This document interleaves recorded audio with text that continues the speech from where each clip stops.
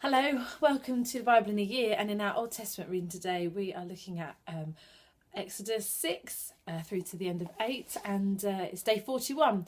And in the passage today there's a couple of hard things. Well, one hard thing I think really, and it's this whole issue of God hardening Pharaoh's heart.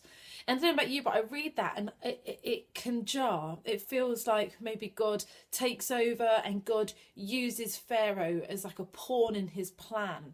And I think one of the things that needs to happen when we read something in the Bible that confuses us or seems to suggest something about God that doesn't seem in keeping with him is to reflect on what do we know about the character of God.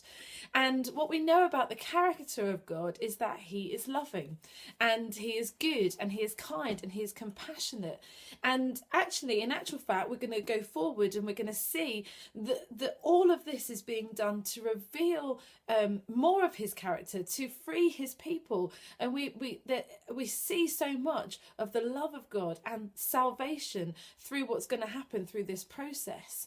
But I think the other thing that this reveals about the character of God is something to do with the way that he allows people to make choices. So when we read that he hardens Pharaoh's heart, it wasn't that he took a nice, kind, loving person and hardened their heart. This is the guy whose heart is already hard.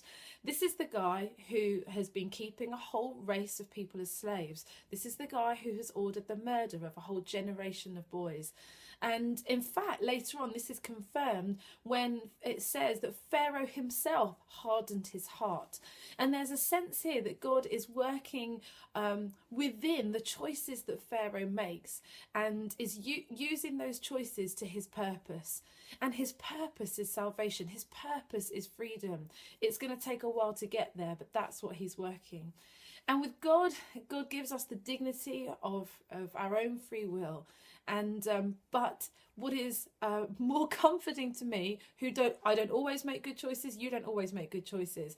What is of immense comfort and what is security to me is that not only that he hands that over to me, hands over the gift of free will, but that his grace and his love, his kindness and his purposes are working out for my good, for your good, because that's what Romans tells us, that he works all things together for the good of those who love him and who are called according to his purpose. So when you hit a tricky passage in the Bible where it seems to say something about God that isn't in keeping with the rest of the word, then reflect on that. What is God's character? What is his purpose? And what is the bigger picture? Have a good day today. I'll see you again soon. God bless.